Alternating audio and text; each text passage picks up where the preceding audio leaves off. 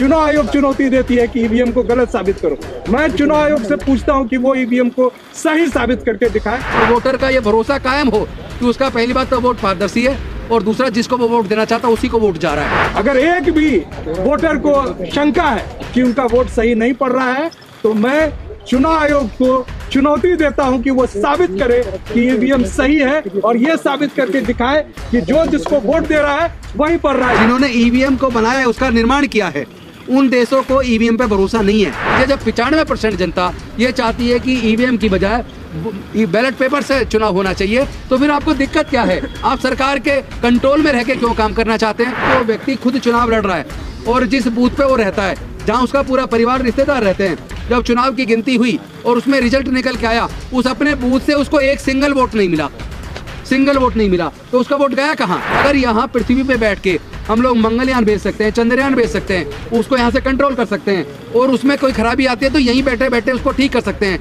तो फिर ये जो ईवीएम की मशीन है, इसका जो कोडिंग करके जिसके पास कस्टडी में मशीन रहती है, वो इसमें क्या खेल नहीं हो सकता? इस पॉसिबिलिटी को रूल आउट नहीं किया जा सकता। देश की जनता, देश का जो मतदाता है, जब वो ईवीएम पे भरोसा नहीं कर रहा, वो लोग चाहते हैं कि वोट बैलेट पेपर से हो, तो फिर केंद्र की सरकार, इलेक्शन कमीशन जबरदस्ती ईवीएम पे ही वोट डलवाने के लिए क्यों जोर डाल रहा है? जिन लोगों ने हम पे भरोसा किया है उनको एश्योर करना चाहता हूँ, जितने लोग यहाँ बैठे हैं कोऑर्डिनेटर्स, हम लोग मर सकते हैं, बिकेंगे नहीं, झुकेंगे नहीं, डरेंगे नहीं। जो करना है सरकार को कर ले, वो हमें जेल में डालना चाहे गैर कानून के खिलाफ जाके तो वो डाल दे। इस लड़ाई को अंजाम तक पहुंचाएंगे और ईवीएम से चुनाव नहीं होने देंगे। सुप्रीम कोर्ट के जजेस के ऊपर भी दबाव है, उनको जनता का साथ मिलेगा तो कोर्ट से न्याय की उम्मीद करना, वरना कोर्ट भी न्याय नहीं कर पाएगी। दूसरी बात, माननीय सर्वोच्च न्यायालय ने एक व्यवस्था दी थी कि इलेक्शन कमीशन का जो गठन होगा, उसके गठन के लिए 3 सदस्य कमेटी होगी, उसमें एक माननीय प्रधानमंत्री जी होंगे, एक लीडर ऑफ अपोजिशन होंगे और तीसरे चीफ जस्टिस ऑफ इंडिया होंगे। और इस बात को सब लोगों ने स्वीकार भी किया कि ये अच्छी व्यवस्था है। लेकिन इस केंद्र की सरकार ने, जो तानाशाह सरकार है, जो जनतंत्र में भरोसा नहीं करती, जो देश के संविधान में भरोसा नहीं करती, उसने संसद के अंदर एक बिल लाकर उसी व्यवस्था को, जो माननीय सर्वोच्च न्यायालय ने व्यवस्था दी थी, उस व्यवस्था को बदल दिया और उन्होंने कर दिया, अब उस 3 सदस्य जो होंगे उसमें एक देश के प्रधानमंत्री होंगे, एक केंद्रीय मंत्री, कानून मंत्री होंगे और तीसरे लीडर ऑफ अपोजिशन होंगे। यानी 2 लोग तो जो केंद्र में सरकार है उसके प्रतिनिधि हो गए। तो फिर जो निष्पक्ष, कहाँ से इलेक्शन कमीशन जो गठन होगा, निष्पक्ष कहाँ से होगा? इस पर कैसे भरोसा करें? दूसरी बात, जो चुनाव, जो लोकतंत्र के अंदर पारदर्शिता बहुत महत्वपूर्ण है और लोगों का, वोटर का अपनी वोट पे भरोसा होना बहुत महत्वपूर्ण है। पूरे दुनिया में जो विकसित देश हैं, जिन्होंने ईवीएम को बनाया है, उसका निर्माण किया है, उन देशों को ईवीएम पे भरोसा नहीं है और जिन्होंने ईवीएम का इस्तेमाल किया, वहाँ की कोर्ट्स ने ईवीएम को बैन करके जनता के भरोसे को काम किया और मतपत्र के द्वारा वोट की प्रक्रिया को माना। तो मैं पूछना चाहता हूँ देश के इलेक्शन कमीशन ऑफ इंडिया से, मैं पूछना चाहता हूँ देश की सरकार से, आखिर क्या उनकी मजबूरी है जब पूरे देश का विपक्ष इस ईवीएम पर भरोसा नहीं कर रहा?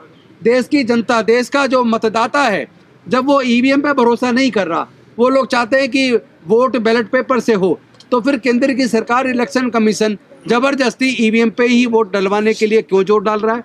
एक बात। दूसरी बात, इस तरह के कई वीडियोज आए कि जो व्यक्ति खुद चुनाव लड़ रहा है और जिस बूथ पे वो रहता है, जहाँ उसका पूरा परिवार रिश्तेदार रहते हैं, जब चुनाव की गिनती हुई और उसमें रिजल्ट निकल के आया, उस अपने बूथ से उसको एक सिंगल वोट नहीं मिला, तो उसका वोट गया कहाँ?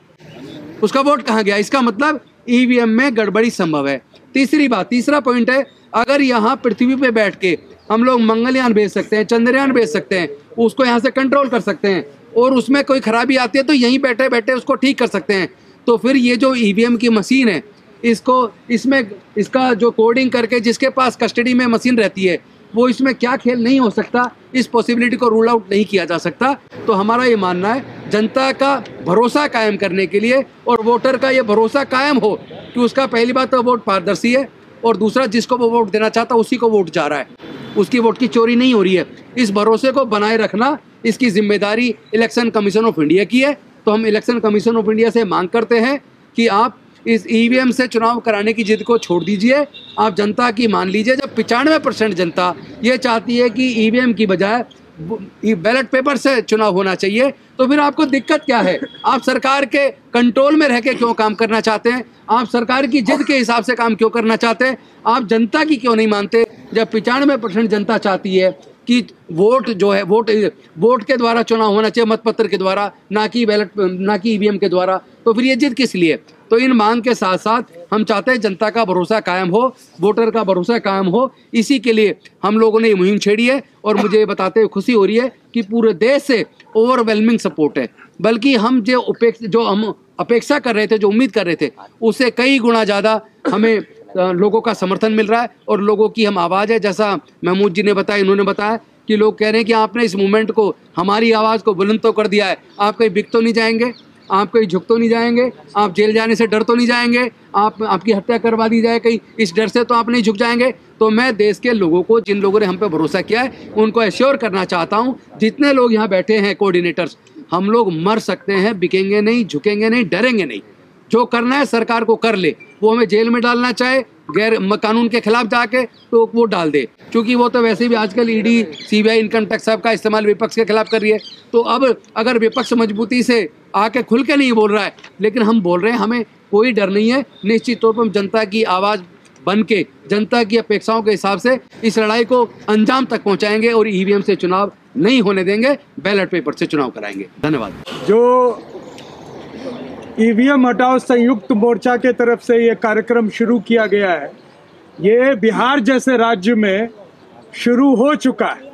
ईवीएम हटाओ रथ यात्रा 11 जिलों में बिहार में जा चुकी है और तमाम जगहों में जो अभी आदरणीय भानु प्रताप सिंह जी ने जो रखा है सामने, उसके अनुसार हमारा जो संघर्ष है बिहार में तो शुरू हो चुका है और हमारे साथी उमाशंकर साहनी साहब हैं, ये लोग लीड कर रहे हैं।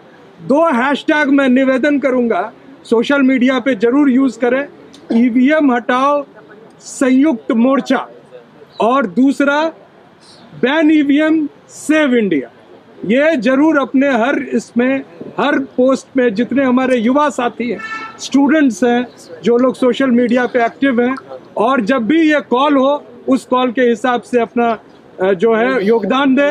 मैं एक बात कह के बात समाप्त करूंगा। अभी डॉक्टर रतन लाल ने सही कहा, जो सबसे बड़ा इस देश में आंदोलन हुआ CAA NRC का, सबसे बड़ा किसानों का आंदोलन हुआ, उसके बाद जो 2018 में 2 अप्रैल को हमारे दलित साथियों के संघर्ष था, जो रोस्टर को लेकर संघर्ष हुआ, इन संघर्ष के बाद भाजपा सरकार को कैसे लगातार उनकी वोटें पड़ रही है। अगर एक भी वोटर को शंका है कि उनका वोट सही नहीं पड़ रहा है, तो मैं चुनाव आयोग को चुनौती देता हूं कि वो साबित करे कि ईवीएम सही है और ये साबित करके दिखाए कि जो जिसको वोट दे रहा है वही पड़ रहा है। ये सवाल मैं उल्टा इसलिए कर रहा हूं कि चुनाव आयोग चुनौती देती है कि ईवीएम को गलत साबित करो। मैं चुनाव आयोग से पूछता हूं कि वो ईवीएम को सही साबित करके दिखाए, और इसलिए ईवीएम हटाओ हमारा जो संघर्ष है वो जारी रहेगा। इसी बात के साथ अपनी बात समाप्त। हमने जगह जगह पर हमने पोस्टर चिपका दिए हैं, एक्टिवेट कर दिए हैं। जो हमारे जो कार्यकर्ता है असम में जगह जगह पर जो है हमने कार्यकर्ता को एक्टिवेट कर दिया है। हमने ऐसे नहीं है कि हमने किसी पॉलिटिकल पार्टी को, जो अपोजिशन लीडर्स को हमने प्रपोज नहीं किया, हमने सबको इनवाइट दिया है। लेकिन उनको डर है कि ईडी सीबीआई की डर है, तो हमें कोई सीबीआई की डर नहीं है। उसकी वजह से जो है, जैसे राहुल गांधी 14 तारीख को मणिपुर इंफाल जो अपनी यात्रा शुरू करेंगे, तो राहुल गांधी के सामने ये जो पोस्टर लेकर के लोग खड़े हो जाएंगे। जैसे आसाम पे घुसेंगे तो आसाम में भी यही जो हमारा कार्यकर्ता ईवीएम हटाओ संयुक्त मोर्चा के कार्यकर्ता आसाम में रहेंगे। उसके बाद वो बंगाल में घुसेंगे तो बंगाल में भी सेम उसी तरीके का हमारा कार्यक्रम रहेगा, क्योंकि अपोजिशन लीडर को भी जानना जरूरी है भाई ईवीएम हटाओ की जो है सिर्फ सरकार के ऊपर नहीं, उनके ऊपर भी दबाव है। ये बोलकर मैं अपनी वाणी को विराम देता हूँ।